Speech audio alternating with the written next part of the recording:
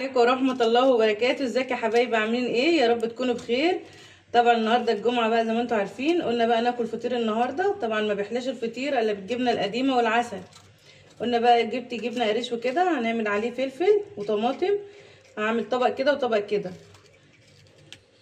ماشي، هقطع دي كده. وعملت بطاطس اهي، حمرت بطاطس، طبق بطاطس. بتبقى الجبنة القريش كده طعمها جميل برضو كده.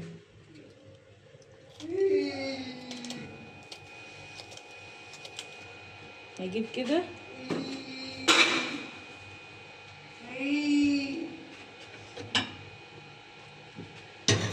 طبعا معايا معلقه، نص معلقه من الشطه، يعني اختيارك ده زي ما انت تحبوا، ونص معلقه ملح. هنزل بقى كده اقلب كل ده ببعضه.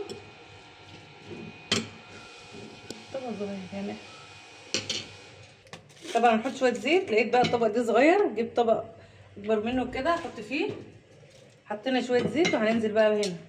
لقينا الطبق دي مش هيمشي معانا. اعمله في اكبر منه كده. شايفين الجمال؟ فطار بقى النهارده كده، فطير ما بيحلاش الا بالجبن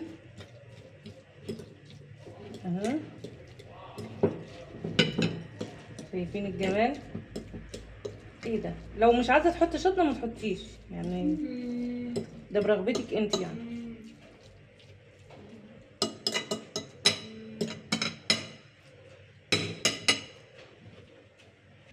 كده اهوت خلصنا طبق الجبنه القريش ده.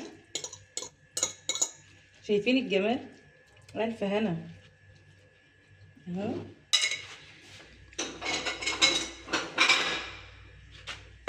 نحط واحده تانية اهي، فرطه كمان، طبق كمان اهو، عشان اللي ما ياكلش ده ياكل ده، يبقى معانا ايه فيه. وهننزل معانا كمان جبنه قديمه.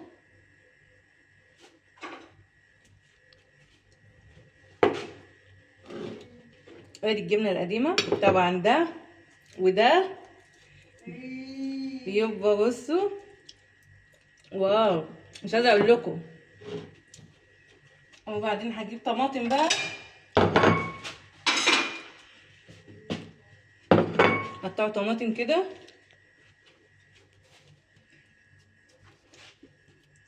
طبق طماطم كده جنبنا.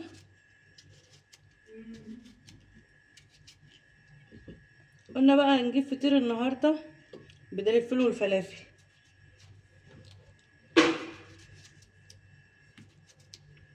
متنسوش بقى تصلوا على النبي في الكومنتات،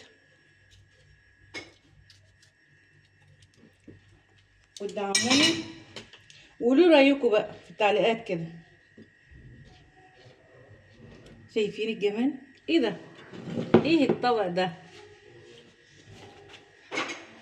العسل بقى اهم حاجه على السفره بتاعتنا مع الفطير ده.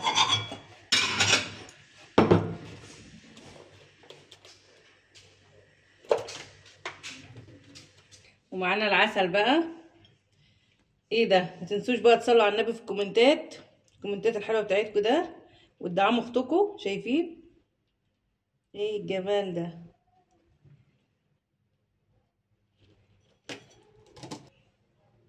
هو العسل والجبنه القديمه والجبنه القريش وطبق البطاطس كده، وتاكلي بقى فطير وتاكلي تعيش اللحظه كده. مش عارفه اقول لكم.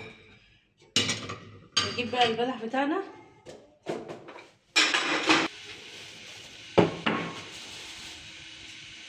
بتاعنا بقى نرصه كده. بس لما بنبقى رايقه كده يا سلام، الواحد لما بيبقى رايق بيعمل اجمل حاجه. وطبعا الرايقه النهارده عشان النهارده الجمعه بقى، ما تنسوش تصلوا على النبي كده في الكومنتات، وتدعموا اختكم، وتقولوا رايكم. شوف بقى، واحد رايق قوي النهارده.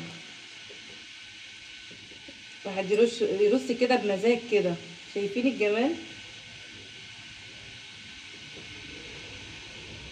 ايه ده؟ قولوا لي بقى رايكم ايه الجمال ده؟ ايه رايكم بقى كده؟ في عيش برضو، جايبه عيش عشان برضو اللي ما ياكلش كتير ياكل عيش. يبقوا معانا ده وده، ومعانا العيش والفطير. بس بجد انا بموت في الفطير، بعشقه كده، بعشقه بالجبنه القديمه والعسل، يعني بحبه جدا.